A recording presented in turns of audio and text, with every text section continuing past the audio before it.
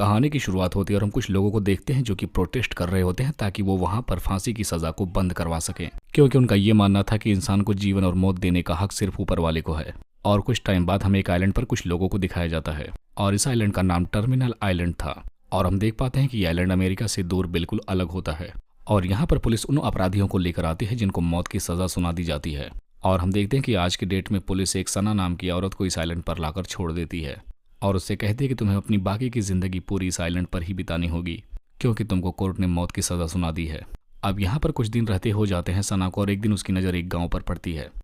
और हम जान पाते हैं कि ये गांव इस आइलैंड का इकलौता गांव होता है, लेकिन यहाँ पर पहले से बहुत सारे खतरनाक अपराधी रहते थे और इस गांव का सरदार भी एक बहुत ही खतरनाक अपराधी था और उसका एक साथी भी था जिसका नाम बॉबी होता है। और ये बॉबी मोंग की सारी बातों को मानता था और तभी इन दोनों की नज़र सना पर पड़ती है जो कि थोड़ी देर पहले ही इस आइलैंड पर आई थी। और इसी के साथ हम देख पाते हैं कि इस गांव में 3 बहुत ही खूबसूरत लड़कियां भी रहती हैं और ये लोग भी दूर से सना को आते हुए देख लेती हैं। अब इसके बाद हम रात का टाइम देखते हैं जहां पर सना और वो तीनों लड़कियां एक साथ आराम कर रही होती हैं। तभी उनमें से एक लड़की सना से कहती है कि अगर तुम इस आइलैंड से भागने की कोशिश करोगे तो तुम्हें यहाँ का सरदार मार डालेगा और अगर उसकी बात यहाँ रहकर तुमने नहीं मानी तो वो तुम्हें बहुत ही टॉर्चर करेगा। अब इसके बाद अगली सुबह हम खेत में लड़कियों को काम करते हुए देखते हैं और यहाँ पर सारा दिन इन लड़कियों से काम ही करवाया जाता था और सारा दिन काम करने के बाद वो लड़कियां जब थक हार के सोने लगती हैं तभी वहां पर मोंग भी आ जाता है और यहाँ पर वो आके बताता है कि आज रात किस लड़की को किस आदमी के साथ सोना है।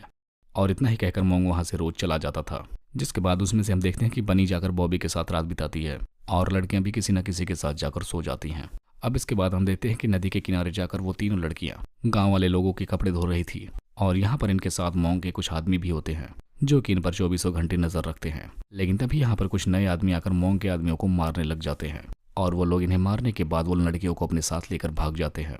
और अब हम जान पाते हैं कि इस ग्रुप के लीडर का नाम ली होता है और ये बंदा अपना खुद का एक ग्रुप बना रहा था और ये उन लोगों के लिए था जो मोंग के जुल्मों से काफी परेशान हो चुके थे। और यहाँ पर वो उन लड़कियों से सारी बातें बताता है, उनसे कहता है कि हम सारे लोग मिलकर मोंग को मारना चाहते हैं ताकि सारे लोग इस गांव में बहुत ही शांति के साथ जी सकें। और कुछ ही टाइम बाद हम देखते हैं कि ये सारी लड़कियां ली के गैंग में घुल मिल जाती हैं और अब कुछ टाइम बाद हम देखते हैं कि मोंग के कुछ आदमी आकर ली के गैंग पर हमला कर देते हैं, जिसके दौरान बहुत सारे लोग मारे जाते हैं। और हम देखते हैं कि मोंग के सारे आदमी उन लड़कियों को वापस ले जाने की काफी कोशिश करते हैं, लेकिन यहाँ पर हम देख पाते हैं कि ली के आदमी भी मोंग के आदमियों से काफी बहादुरी से सामना करते हैं, जिसके बाद वो मोंग के आदमियों को मारपीट कर वहां से भगा देते हैं। लेकिन इस लड़ाई के दौरान ली के गैंग के काफी लोग मारे जा चुके थे। अब काफी टाइम बाद हम देखते हैं कि बनी एक झरने के पास जाकर नहाने लगती है, तभी वहां पर मोंग के आदमी आकर उसे पकड़कर लेकर जाने लगते हैं। अब वो लोग समंदर के किनारे बनी को लाकर उसके हाथ पैर बांध देते हैं और यहाँ पर उसे बहुत ही टॉर्चर करते हैं। और इसी बीच उन लोगों को समंदर में पुलिस की बोट दिखाई देती है और अब पुलिस की बोट की आवाज सुनने के बाद वो लोग वहां से भागने लगते हैं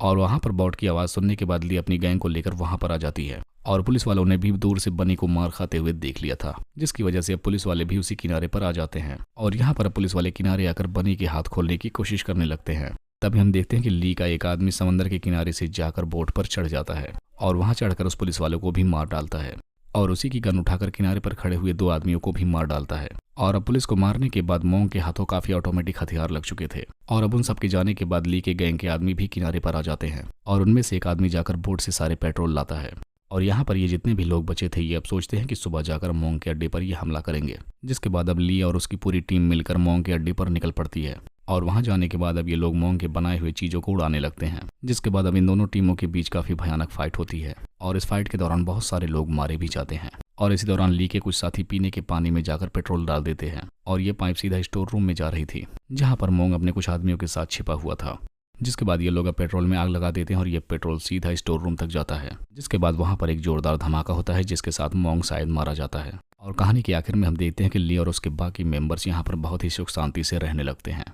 और इसी के साथ इस मूवी का यहीं पर एंड हो जाता है।